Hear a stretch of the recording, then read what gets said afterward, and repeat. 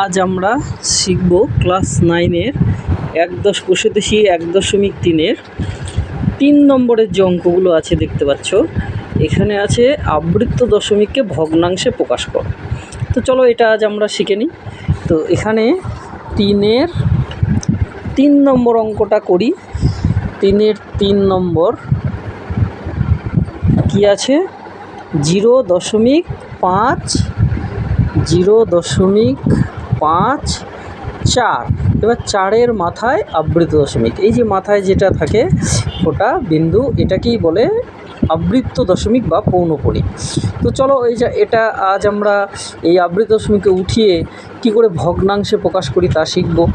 তো প্রথমেই আমরা যেটা করব, এখানে দেখো দশমিক আর আবৃত দশমিক বাদ দিয়ে যে সংখ্যাটা কত দেখতে পাচ্ছ 54, তো সেটা প্রথমে আমরা লিখব 54 বিয়োগ, এখানে দেখো যে কটা সংখ্যার মাথায় আবৃত দশমিক নাই, যে সংখ্যার মাথায় সেই সংখ্যাটি সরাসরি বিয়োগ হবে। তাহলে আমরা দেখতে পাচ্ছি এখানে 5-এর মাথায় আবৃত দশমিক নেই, তাহলে সরাসরি আমরা 5 বিয়োগ করে দেব।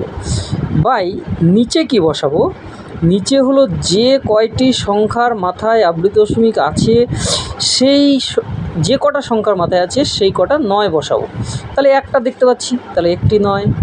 আর যে কটি সংখ্যার মাথায় আবৃত দশমিক নেই সেই কটি 0 আমরা এখানে বসাবো। তাহলে একটা দেখতে পাচ্ছি, তাহলে একটা 0। এবার চলো এটা ক্যালকুলেশন করে নিই। 54 বিয়োগ 5 মানে হচ্ছে 9 49/90। এবার দেখো এটা যদি কাটাকাটি যায় তাহলে আমরা করব, এটা দেখতে পাচ্ছি কাটাকাটি যাচ্ছে না, তাহলে এটাই হচ্ছে আমাদের অ্যান্সার। চলো অন্য আরেকটা অঙ্ক আমরা শিখে নিই। এইখানে দেখো দেখতে পাচ্ছি আমরা 5 নম্বর অঙ্কটা, 3-এর 5 নম্বর অঙ্ক।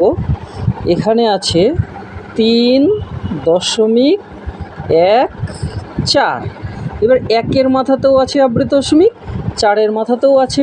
তো চলো এটাকেও আমরা ভগ্নাংশে প্রকাশ করা শিখে নিই। তো এখানে দেখো এই অঙ্কটার ক্ষেত্রে এখানে দশমিক বিন্দুর আগে মানে বাঁ দিকে একটি সংখ্যা আছে, কিন্তু আগেরটাতে কিন্তু ছিল না, দেখো এখানে 0 ছিল। তো এটার বেলাতে কি করব, এটাতে দশমিক বিন্দুর বাঁ দিকে যদি কোনো সংখ্যা থাকে তাহলে সেটাকে আমরা এইখানে পূর্ণ সংখ্যায় লিখে নেব। লিখে তারপরে আগের মতোই নিয়ম শিখব। কি করব, প্রথমে দশমিক বিন্দু আর আবৃত দশমিকগুলো বাদ দিয়ে যে সংখ্যাটা সেটা কেবলমাত্র দশমিক বিন্দুর ডান দিকের সংখ্যাগুলোই আমরা বসাবো। তাহলে কত হচ্ছে দেখো 14, 1-এ 4 বিয়োগ দশমিক বিন্দুর ডান দিকে, কিন্তু বাঁ দিকে না, ডান দিকে যে কটি সংখ্যার মাথায় আবৃত দশমিক নেই সেই কটি আমরা এখানে সেই সংখ্যাটা আমরা বিয়োগ করব।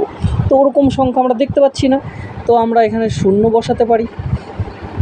ডিভাইডেড বাই যে কটি সংখ্যার মাথায় আবৃত দশমিক আছে দশমিক বিন্দুর ডান দিকে সে কটি 9 বসবে আমাদের নিচে।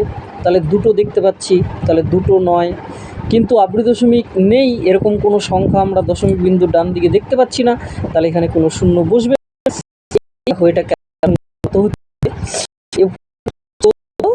বাই নিচে